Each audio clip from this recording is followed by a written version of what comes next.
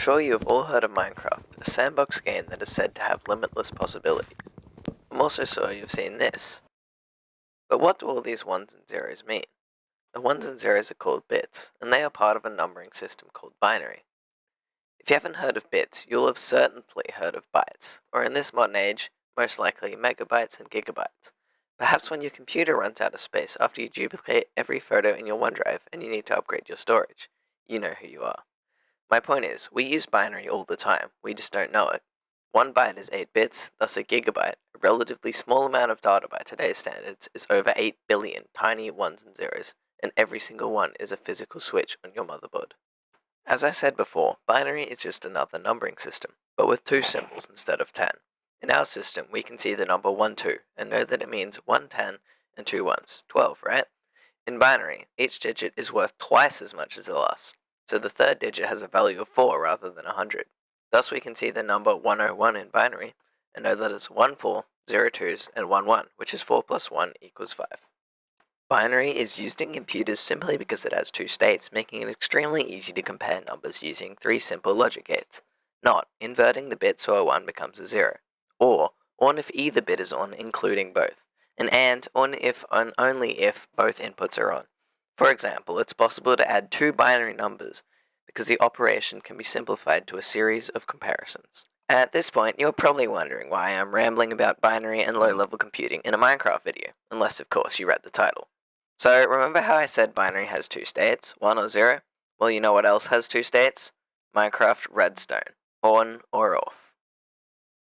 Remember the 3 basic logic gates? Well, a NOT gate we can do in Minecraft by simply powering a block on which a redstone torch is placed. The output will turn on when the input is off, and vice versa. The OR gate is perhaps the most simple. We can just combine the 2 redstone power lines into one power line. If either is on, the output will be on. If neither is on, the output will turn off. An AND gate is slightly more complicated, but the easiest way to do it is to have one input acting as a power source and the other as a switch, so the switch has to be closed to let power through. You can also do an AND gate with solid-state circuitry using a clever combination of NOT gates, like so.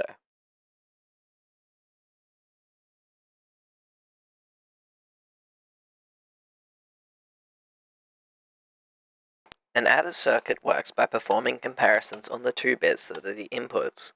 We can check if the input should be 2, if both bits are 1. With an AND gate, we can check if the input should be 1, if only one input is on, which is an XOR gate, which is just OR and not AND. And if neither of those are true, it's 0. So simple, which is why binary is amazing.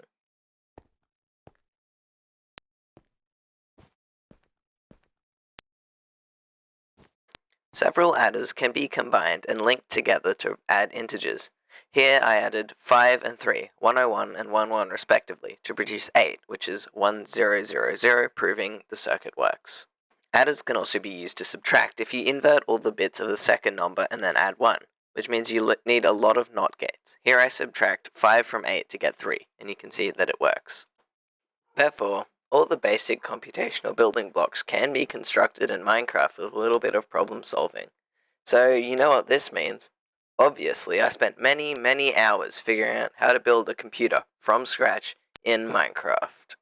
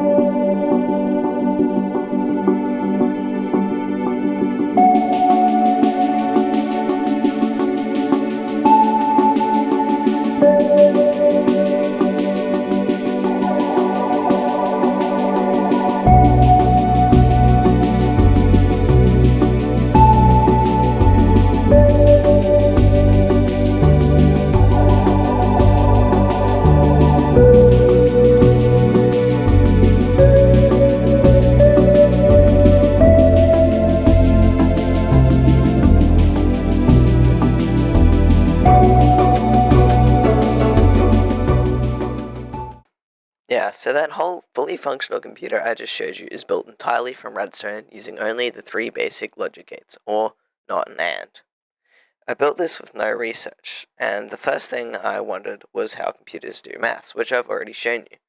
But once I figured that out, I had to figure out a lot more before I could build a computer. Firstly, how does a computer remember? In real life, they use a combination of 2 NOT OR gates, NOR, or NOT AND, NAND, which is called flash memory. In reality, there are other types of storage that are superior now, but these are the simplest. In Minecraft, we can do that as well, like so. However, it's far easier and more space efficient to use the built-in capabilities of a repeater, like this.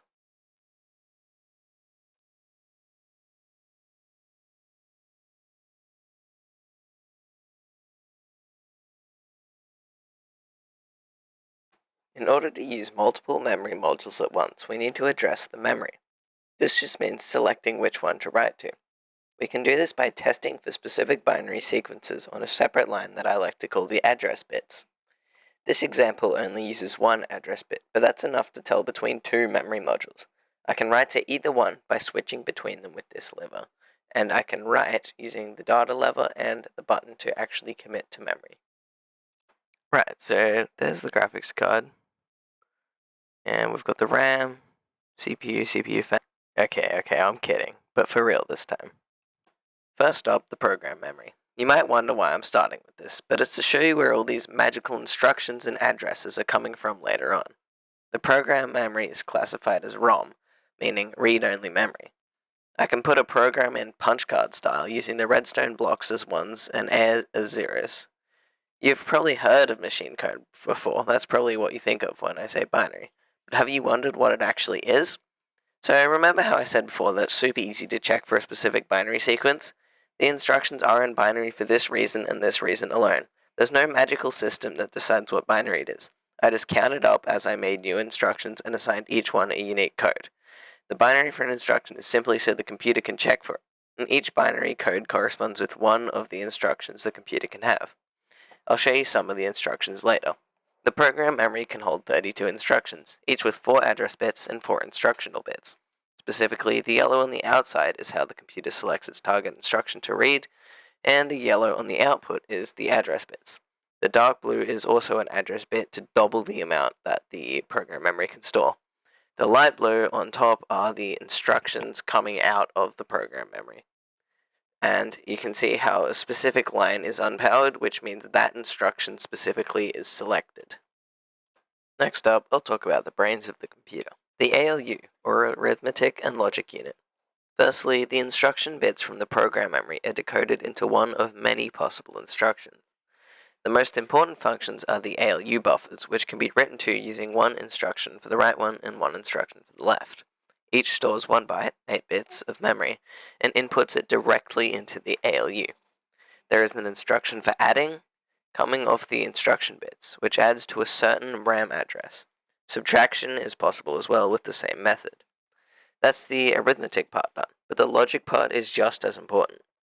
The if statement is fundamental in programming, and it works by jumping to somewhere else in the program if something is true. This is done with an equality check. Rather than build some complicated system to check if the buffers are the same, I realized I could simply subtract them, and if the output is 0, then they are equal. So from there, the ALU sends a command to either jump or not, depending on the result. I'll talk about that in a sec with the program counter. Now for the RAM, or Random Access Memory. RAM is an old name that used to mean that the memory could be read from anywhere at any time, rather than having to be read sequentially, like a hard drive.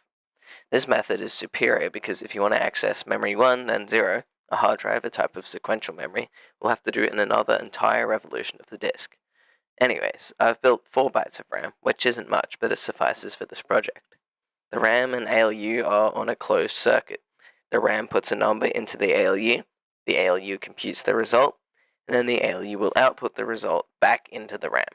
Since there are multiple modules, the RAM uses addressing as I described previously, which is all of the yellow wool for both reading and writing, with a separate line of orange to decide whether to write or to read. Due to the RAM being very small, it's extremely fast and synchronized. One of the most important components of a computer is the program counter. It's a binary counter that goes up once every clock cycle. I will talk about the clock in a moment. And the output of the program counter decides which instruction to read from. Thus, it goes into the program memory sequentially, even though it is technically classified as RAM. The reason why the program counter is so important is because of higher level concepts like loops and if statements. When the ALU tells the program counter that an equality check was passed, the address bits of that instruction actually contain the new location that we should go to in this case. The program counter can then jump exactly to that location by cancelling out the existing number. Oops, I just broke a block. I didn't mean to. Let me just fix that real quick. And letting the address bits take their place in the counter buffer while the computer is running. It's also reset on initialization, which is the pink line. Aside from that, it is an adder with the input coming out the back and into the front, which creates a running counting loop. The clock circuit is pretty self-explanatory. It's a consistent loop of repeaters that first increment the program counter, then, after a short delay, activate the clock line. This ensures that the new instruction has time to filter through the computer before anything. Next time you look at the computer, make sure to pay attention to the red lines. That's all just the clock. So when the clock pulses, it will select the next line of code from the program memory, then it'll run that line of code, then repeat. And the black wall near the clock is the halt or finish command to stop the clock when the program is done. Now that I've shown you the major components of the computer, I'll get to the instructions. Unfortunately, I was too lazy to write a script for this bit because it's quite complicated, so instead I did it off the cuff. So, in the case of an add or subtract command, firstly, the command will come in here, so 0000 or 0001 respectively, and the RAM address that we're saving to will come through here. It'll come all the way over here, and firstly, the command will be decoded by this. In this case, this can only activate when this line is off, this line is off, this line is off, and this one's at the bottom is not connected, so it doesn't matter. So you can see here the reason that we're not adding or subtracting currently is because there is a 1 on this line when there should be a 0. So when this is powered off, this torch will turn on, and we'll come down here and activate the right line. Finally, the yellow lines come into here, which is the addressing, and let's say it was RAM 0. All the way at the end here, this RAM, which is 00000, will be written to. Simultaneously, this will activate the ALU, and in the case of subtraction, it will activate this line down here, which is actually going to conditionally inverse each one of these bits using some extra XOR gates. And then finally, it will add 1 into the second subtractor in order to perform a 2's complement subtraction before putting it back in, and addition just goes directly. Our second scenario here is that we want to load one of the RAM addresses into one of the ALU addresses. So we'll say we're loading RAM 0 into ALU 0. So the command for this will be 001000000. The 0000 down here for RAM 0, and the 001 is load RAM into ALU, and then 0 for ALU 0. So again, it'll come all the way through the address bits until it gets to here. So the first thing it's going to do is open up ALU buffer 0, which is this one, and if we trace back the line, you can see it comes up to here, which is the expected command, ending with the 10. Now, simultaneously, the RAM will be activated over here. Again, I said RAM 0, so it'll be this one. This one where the right line is off will be reading, comes down here, up here, and it cancels all of the comparators, which means that the data will be able to come through. It'll flow into here, then it'll cut off the power to the ALU buffer, which permanently saves the RAM in there, at least until it's next activated.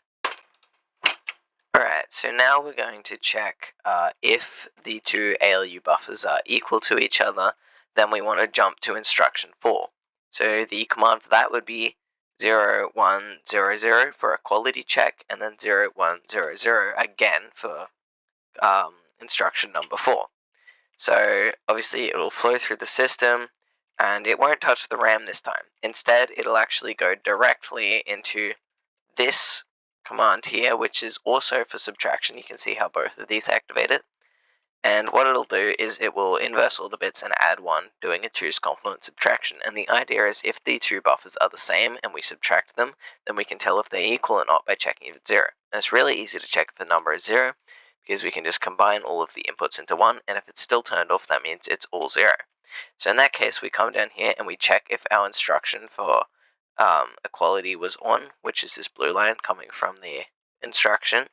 And in this case, it would be this one. If it's not being cancelled, which means that the line would be off if it was selected, then the equality check will be able to flow through here, all the way up this blue line, and then into here, which will first deactivate the current number in the system and allow this one to flow through and take its place.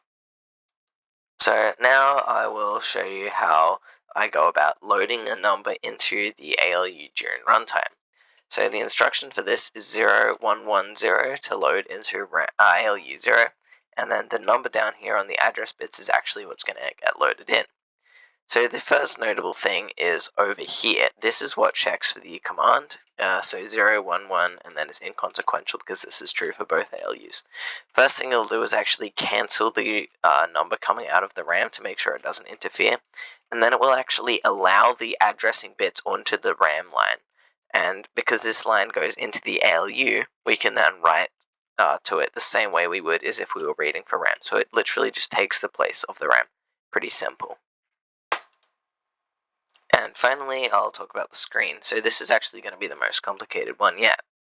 So the instruction for writing to the screen is 1001. And what this actually does is, firstly, the command will flow up here, and it will actually read from the RAM specified in the address bits. So the data from the RAM will flow out on these green lines here, and it will get to this point where it checks for the command. If the write to screen command was detected, it will wait for the RAM to flow through the system before activating and saving in the result of the RAM to this buffer here. So now the pink wall holds the value we want to put on the screen in 8-bit binary format, which allows 0 to 255. The problem is there are 3 segments up there, or 3 7-segment displays, I should say. So we actually want this to be in 3 smaller binary numbers so we can display 1 on each screen. So for that, I physically implemented an algorithm called Double Dabble that I found on Wikipedia. So it essentially shifts the numbers up to the right each time, and if they're greater than 4, it'll add 3 to correct for when they're spilling over into the next number. So after 8 cycles of this algorithm are complete, I just built them sequentially and physically. We now have our 12-bit number 1, 2, 3, 4, 5, 6, 7, 8, 9, 10, and we don't care about the top 2 bits, which would have been here and here because it can't go above 2. So then it's built up using this special glass tower, which relies on signal strength so that there's no overflow, like so. And we get to here. So this is a binary decoder. The redstone comes in carrying each one of the digits, and these are the possible numbers 0 through 9. So you can see the one that is off is the one that is currently selected, and this is going to be 91001 right at the end here. Now this number is then taken through this bus over to this encoder, which takes in one of the numbers and then produces signals on these lines depending on what segments we want to line up. So it has to be manually coded in, but obviously that 9 we had, we now get a 9, and it's the same for all 3 of these, but with one extra addition. I don't want it, let's say I had 5, I don't want it to say 005 because that makes it hard to read. So what I've actually done is checked for the 0 line, which is this one, and I've basically turned this on so that the 0 can never come on the big screen, the last digit, sorry, because that will never be a possibility. And I only want to display a 0 on this middle screen if that one is not 0, so that's very easy to check for using a simple torch, like so. And so the result is a pretty quick performing 7-segment display for 3 digits. Now for my favorite part, writing, compiling, loading, and testing a program. Firstly, I wrote a compiler in Rust that allows for a higher level syntax such as loops over 300 lines of Rust code. It works by first deconstructing the code to turn it into instructions that the computer can actually use, i.e. turns loops into conditional jumps. Then it goes through that and converts it into binary, printing any errors it comes across, such as overflows, invalid operations, invalid addresses, etc. And then it'll write this into a file in raw binary that the computer can then use.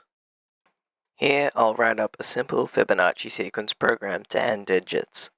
First, I'll load 0 into both ALU buffers and add to RAM 0 and 2, then repeat to set RAM 1 to 1. I could use a for loop, but here I'll use raw instructions to show how the computer sees it. Firstly, I define a pass that will be where the computer jumps to. Then I'll output RAM 0 to the screen, then load RAM 0 and 1 into the ALU to add them to RAM 1, the leading number. Then, since the old value of RAM 1 is still in the ALU, I can overwrite the old RAM 0 and add to RAM 0. Then I can load in RAM 2, which is my counter, and I can increment it by 1 by loading 1 into the ALU buffer and adding them. Then I can check if it's equivalent to 14. If not, I'll repeat the sequence, otherwise I'll halt the program. So this should calculate the 14th Fibonacci number, which is what I put in for R2. Now I compile it by running my Rust program, and we're ready to go. Here is the compiled program. However, I don't want to put that in manually, which is where my ingenious Python program comes in. By running the Python program, I am able to do this. It literally takes all of the commands outputted by the Rust program, converts them into Minecraft commands using linear equations for the positions, and then pastes the commands in rapidly in order to complete the program. Now that my program is in the program memory, I'm ready to test. The program counts up correctly, eventually reaching 233, which is the 14th Fibonacci number, at least with the way I wrote my code, and then halts, exiting the program.